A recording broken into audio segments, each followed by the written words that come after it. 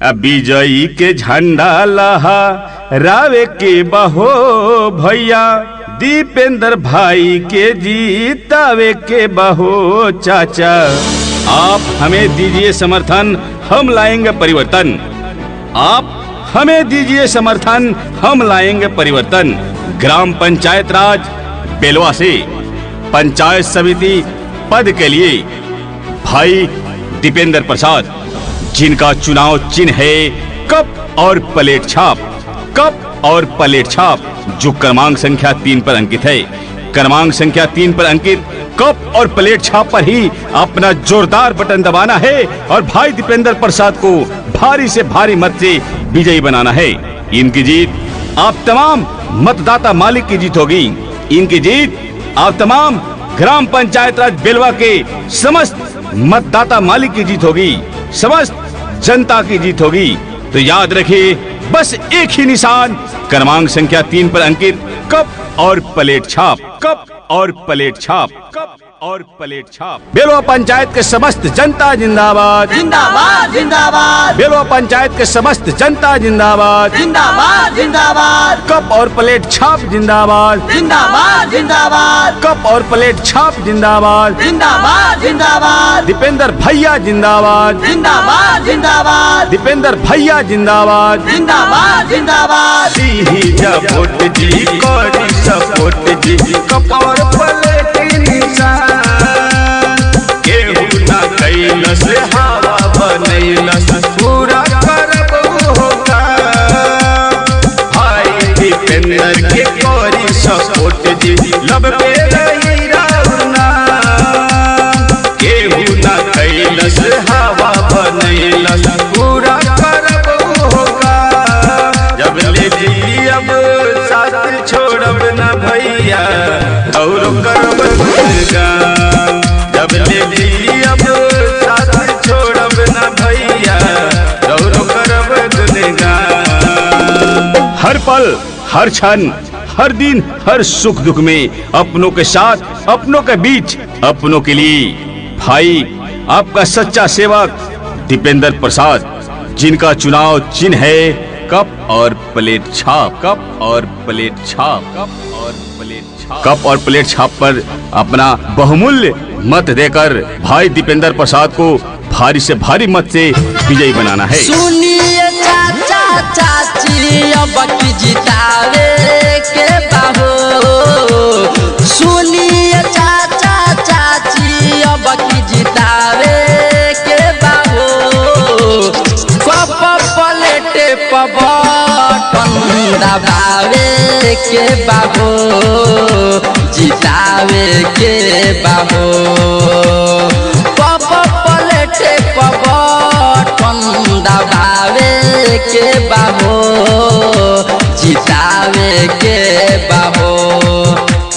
सुनिए चाचा चाची अब की जितावे के बाहो। ईमान में जिसके ईमानदारी है, ईमान में जिसके ईमानदारी है, काम में जिसके जिम्मेदारी है, ऐसी साफ सुथरी छवि वालों को चुनाव जिताने में ही समझदारी है।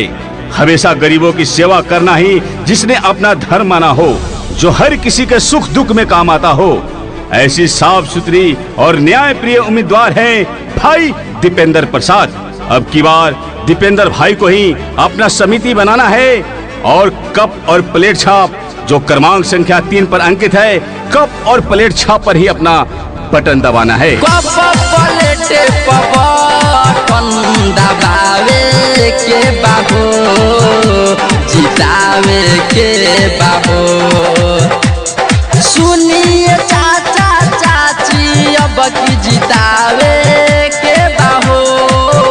न भूलना है न भुलाना है, अब की बटन कप और प्लेट पर ही लगाना है। तो याद रहे मेरे दोस्तों, माताओं, बहनों, बुजुर्गों, बस धर्म का भेद नहीं, मानवता धर्म हमारा है। छूटा वादा कोई नहीं, विकास हमारा नारा है। आपका सच्चा सेवक, आपका सच्चा साथी भाई दीपेंद्र प्रसाद, जिनका चुनाव चिन्ह है कप और प्लेट छाप। कप और प्लेट छाप क्रमांक संख्या 3 पर अंकित कप और प्लेट छाप पर अपना जोरदार बटन दबाना है और भाई दीपेंद्र प्रसाद को भारी से भारी मत से विजयी बनाना है। बेलवा पंचायत के समस्त जनता जिंदाबाद, जिंदाबाद जिंदाबाद, बेलवा पंचायत के समस्त जनता जिंदाबाद, जिंदाबाद जिंदाबाद, कप और प्लेट छाप जिंदाबाद, जिंदाबाद जिंदाबाद, कप और प्लेट छाप जिंदाबाद, जिंदाबाद जिंदाबाद, दीपेंद्र भैया जिंदाबाद, जिंदाबाद जिंदाबाद, दीपेंद्र भैया जिंदाबाद, जिंदाबाद जिंदाबाद। भूलई हना सुनए भैया, भूलई हना सुनए भैया, कप पलटनी सनिया। भूलई हना सुनए भैया, कप पलटनी सनिया। भूलई हना सुनए भैया, भूलई हना सुनए भैया, कप पलटनी सनिया। भूलई हना सुनए भैया, कप पलटनी सनिया। भूलई हना सुनए भैया, कप पलटनी सनिया। जमी बेच देंगे, आसमां बेच देंगे और चमन भी बेच देंगे। अगर कलम के सिपाही सो गए तो वतन के रखवाले वतन भी बेच देंगे। जी हाँ मेरे दोस्तों, बच्चों के घर घर में शिक्षा पहुंचाना है, गरीबों को राशन दिलवाना है, शुद्ध जल गरीबों के घर घर तक रोशनी तक पहुंचाना है। दीपेंद्र प्रसाद को बेलवा पंचायत से समिति बनाना है और विजयी का झंडा पूरे पंचायत में लहराना है। अब की बार बस एक ही निशान, कप और प्लेट छाप, कप और प्लेट छाप। जो क्रमांक संख्या 3 पर अंकित भाई दीपेंद्र प्रसाद का चुनाव चिन्ह है कप और प्लेट छाप। अब की बार कप और प्लेट छाप पर ही अपना जोरदार बटन दबाकर भाई दीपेंद्र प्रसाद को भारी से भारी मत से विजयी बनाना है। बेलवा पंचायत के समस्त जनता जिंदाबाद, जिंदाबाद जिंदाबाद, बेलवा पंचायत के समस्त जनता जिंदाबाद, जिंदाबाद जिंदाबाद, कप और प्लेट छाप जिंदाबाद, जिंदाबाद जिंदाबाद, कप और प्लेट छाप जिंदाबाद, जिंदाबाद जिंदाबाद, दीपेंद्र भैया जिंदाबाद, जिंदाबाद जिंदाबाद, दीपेंद्र भैया जिंदाबाद, जिंदाबाद जिंदाबाद। आप किसी भी प्रकार के ऑडियो वीडियो प्रचार कैसेट बनवाना चाहते हैं तो संपर्क करें जय म्यूजिक छावड़ा दानो। हमारा कांटेक्ट नंबर है 82 87 15